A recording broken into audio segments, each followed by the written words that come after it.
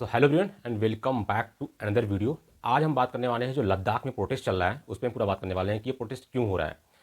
तो लगभग 21 दिन से वहाँ पे हंगर स्ट्राइक चल रही थी। सोनम वांगचुक जो एक बहुत बड़े एक्टिविस्ट है, क्लाइमेट एक्टिविस्ट है, वो वहाँ पे हंगर स्ट्राइक पे थे। तो ये हंगर स्ट्राइक अनिश्चित काल तक चलती रहेगी। अभी सोनम वांगचुक ने अपनी हंगर स्ट्राइक 26 मार्च को एंड किया है, लेकिन इसके बाद से 27 मार्च से वहाँ की महिलाएं हंगर स्ट्राइक पे हैं। इसके बाद युवा हंगर स्ट्राइक पे जाएंगे, इसके बाद वहाँ के मॉन्क हंगर स्ट्राइक पे जाएंगे, इसके बाद अन्य लोग हंगर स्ट्राइक पे जाएंगे। और ये हंगर स्ट्राइक अनिश्चित काल तक चलती रहेगी जब तक उनकी डिमांड, मतलब लद्दाख के लोगों की डिमांड नहीं मान ली जाती, तब तक ये भूख हड़ताल चलती रहेगी। अच्छी इनकी डिमांड क्या है? इनकी मुख्यतः 3-4 डिमांडें हैं। पहला डिमांड ये कि ये पूर्ण राज्य का दर्जा चाहते हैं, कि मतलब लद्दाख को एक पूर्ण राज्य का दर्जा दिया जाए।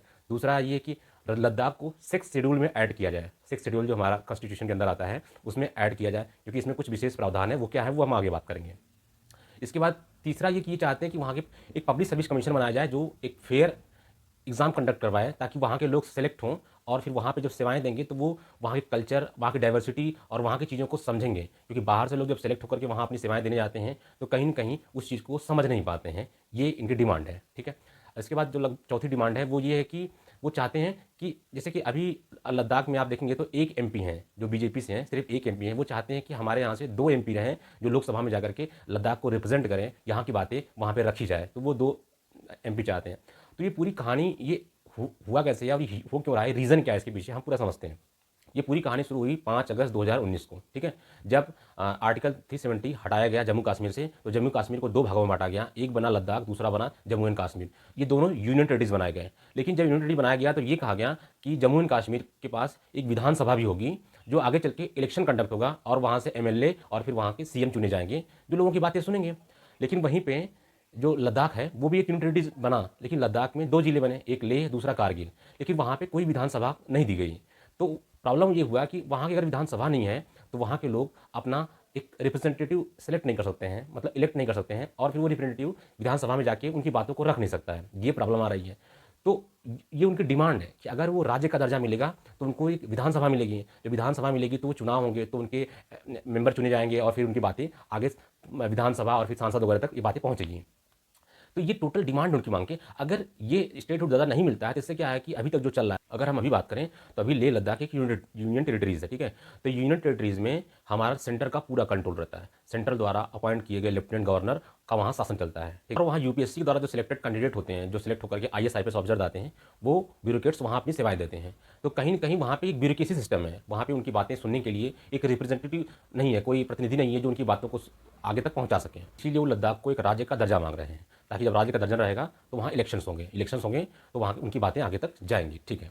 अब हम बात करते हैं कि ये 6 शेड्यूल क्या है और ये 6 शेड्यूल में शामिल करने की मांग क्यों कर रहे हैं लद्दाख को।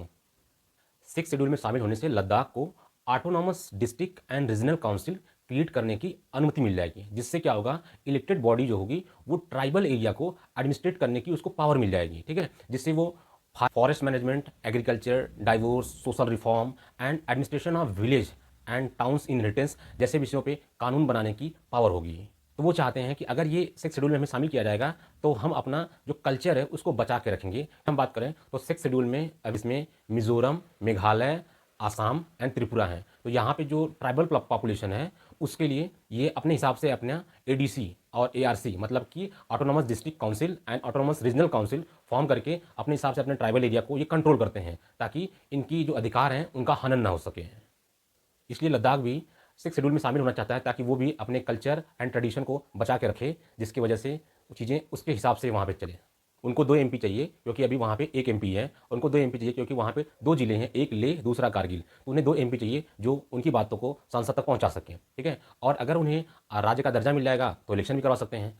पब्लिक सर्विस कमीशन की बॉडी अगर वहाँ पे बन जाएगी तो वहाँ पे एक फेयर जो है एग्ज़ाम होंगे, इलेक्शन। ये सारी डिमांड है लद्दाख की, जिसकी वजह से वहाँ पे हंगर स्ट्राइक चल रहा है। और ये हंगर स्ट्राइक अनिश्चित काल के लिए चल रहा है। अभी तो 21 दिन का सोनम वांगचुक जी ने अभी अपनी हंगर स्ट्राइक एंड किया है। अभी वीमेन एंड फिर युवा एंड फिर मॉन्क एंड फिर अन्य स्ट्राइक चलती रहेगी टिल जब तक जो गवर्नमेंट है उनकी डिमांड को मानती नहीं है। सो आई होप आपको ये वीडियो अच्छा लगा होगा, आपको जानकारी मिली होगी। अगर आपको अच्छा लगा हो तो please do like, share and subscribe with your friends, family and relative. So thank you so much for watching this. Bye bye.